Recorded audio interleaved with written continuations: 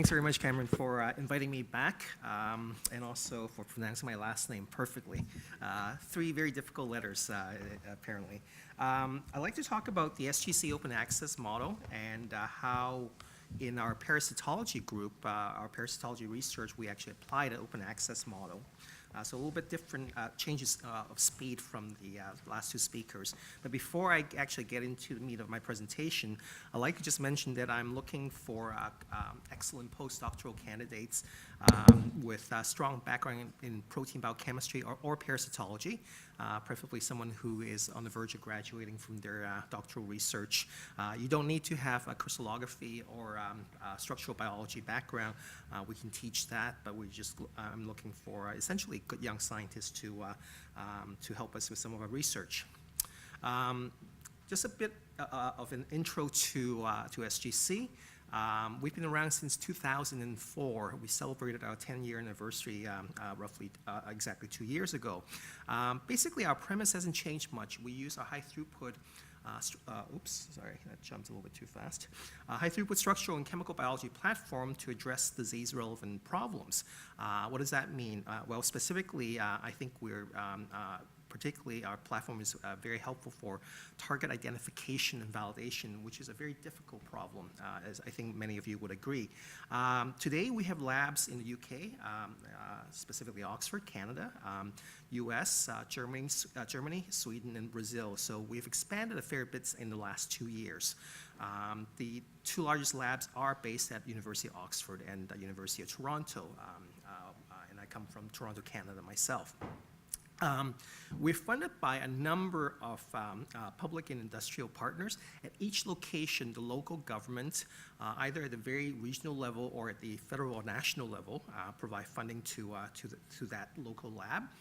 We're also funded by, I've lost track of actually how many pharmaceutical partners. I think we're very unique that way, that we almost matched a dollar per dollar from in terms of private-public funding. Now, how does this all work together? Generally speaking, each partner contributes a target list, basically protein targets they're interested in some cases compounds as well, both proprietary and open, and chemistry resources and other reagents as well.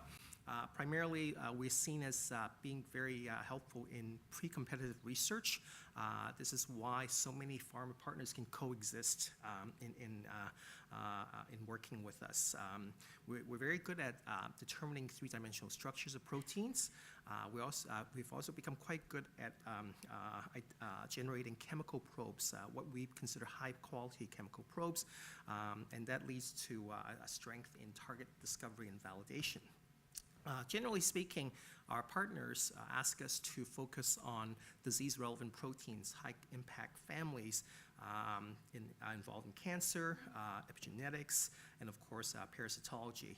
In about basically now 12 years of work, we've generated around 2,000 protein structures, all deposited into the PDB, and I think we're closing on to 30 chemical probes now. In each case, there's specific criteria defined, and that sort of leads me into what Alan Edwards, our chief executive, wrote in a letter to Nature earlier this year,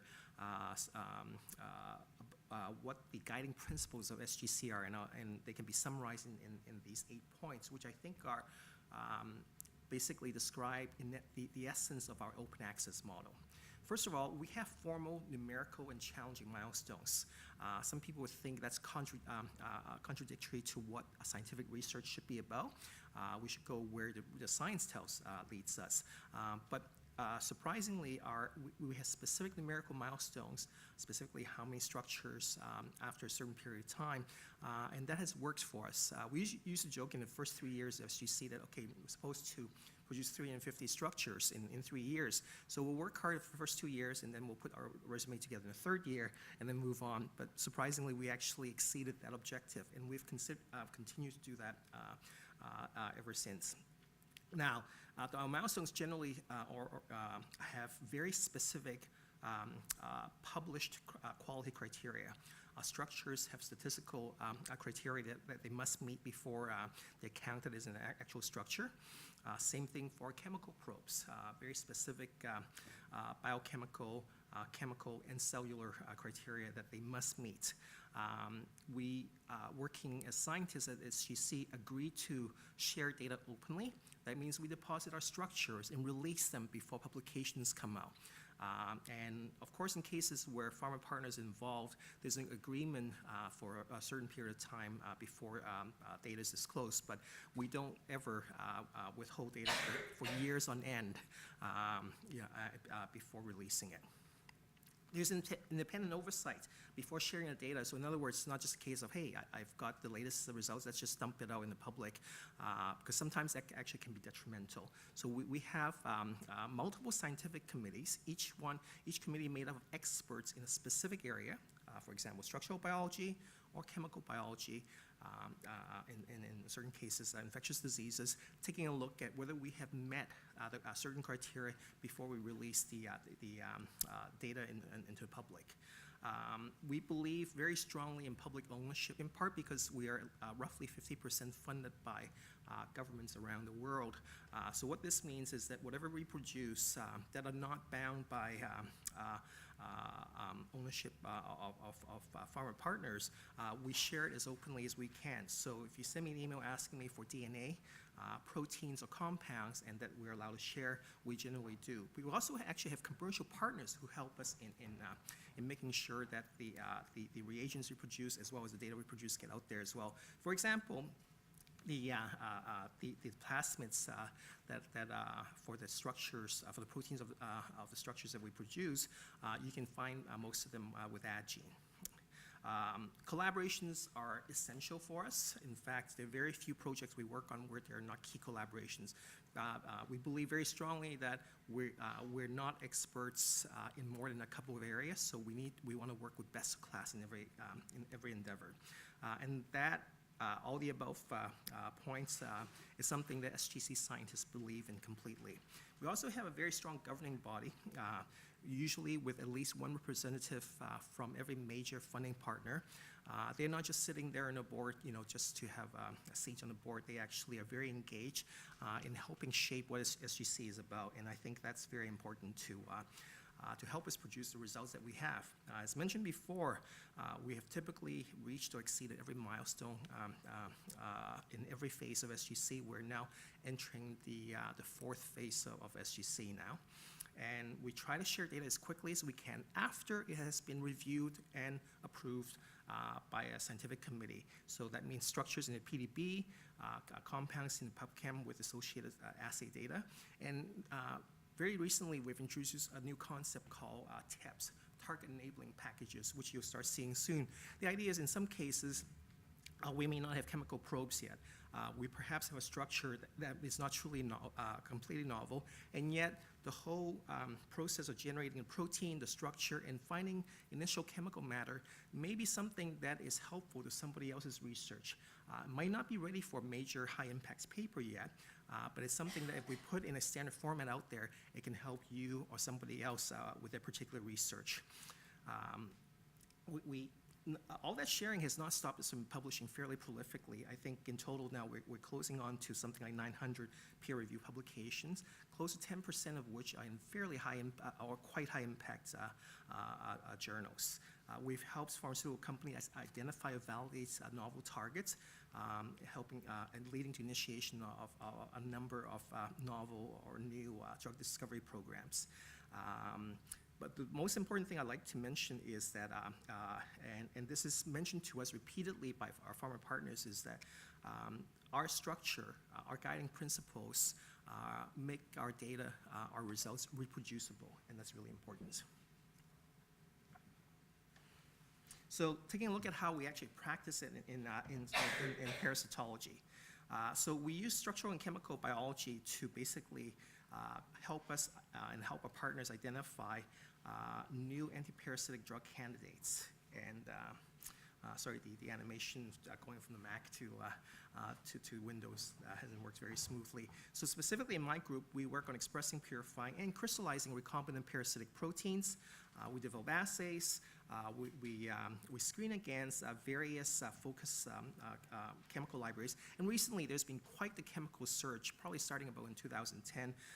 Never mind the big ones like TCAMs. Even if you look at the very well triaged chemical collections, such as malaria box, pathogen box, PKIS, and I love to get my hands on the Kineto box fairly soon.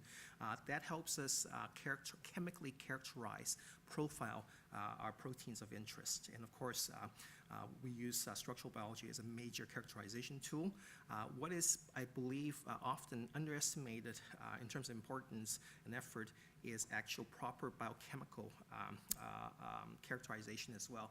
I don't think we spend, and when I say we, I mean the parasitology community in general, we don't think spend enough energy properly developing assays for parasitic proteins, assuming often that they are the same as human counterparts.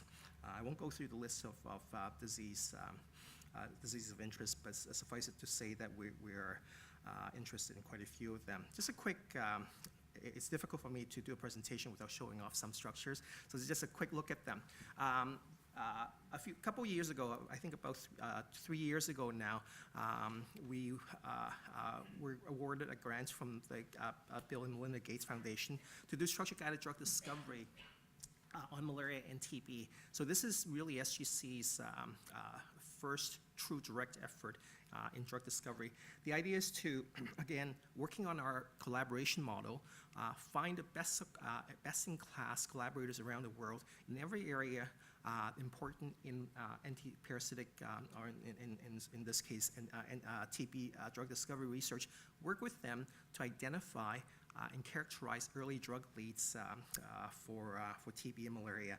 And a couple years into it, we also added cryptosporidiosis and Hellman's diseases as well. SDDC, as we call it, Structure Guided Drug Discovery Coalition, operates by SGC principles. We have hard deliverables. In this case, the early drug leads to BMGF, the Gates Foundation, and partners such as MMV and the TB Alliance. And the deliverables are very well defined based on target product profiles defined by the PDPs. Again, we're sharing data. Structures are put into the PDB, and chemical data will eventually be entered in Chembo and PubChem. We have independent, rigorous oversight with a scientific advisory board made up of some of the top parasitologists in the world and drug discovery experts in the world. We work with some of the best-in-class labs in the world as well, both private and public. And we have, again, a very engaged governing body for this effort, including the Gates Foundation, TB Alliance, and MMV. And so far, we've successfully delivered hit-to-lead programs according to criteria spelled at the very beginning of the program for three independent diseases. Very quick specific scientific case study on how open access can sometimes really move things along. Some of you may have heard of Sebastian Lordo at MIT Whitehead Institute. He was interested in calcium modulators in parasites. And I introduced him to a couple of folks at GSK, based in North Carolina at the time. Some of you may know that GSK at the time has made available a collection of kinase inhibitors called PKIS, protein kinase inhibitor sets, numbering about 1,000 compounds. And so that quick email introduction in June 2014 lead to very almost immediate interest in working together. And compounds arrived in Sebastian's lab in short order. And he screened them against the toxoplasma parasites, identified, as it says here, a number of them to be inhibitors of calcium level in the parasites, and a smaller number to be enhancers. In other words, those are compounds, when you add them to parasite, they actually raise the calcium levels. But in both cases, the really potent inhibitors and enhancers actually led to led to inhibition of parasite development with specific phenotypes. The interesting thing is, in at least one case, one of the enhancers also works in blocking invasion in Plasmodium as well. So in other words, in very short order, in a little bit less, more than a year, We identify potentially a novel antiparasitic mechanism in 2 different parasites and got publication out of that fairly quickly. So, as some of you know, in some collaborations, that amount of time might not even be enough to get MTA going and recruit postdocs.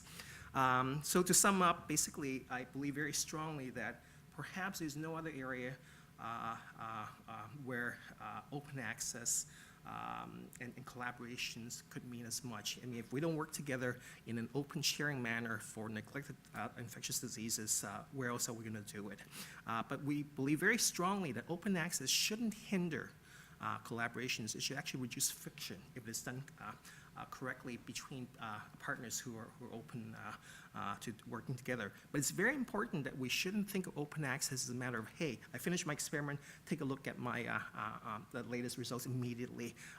There has to be quality criteria, and reproducibility really matter. Otherwise, you're not sharing good data with your partners. And failures matter too. When things don't work, it's important to share that. Otherwise, others are doomed to repeat your mistake or to repeat your failure. And I'll wrap up here. Thank you.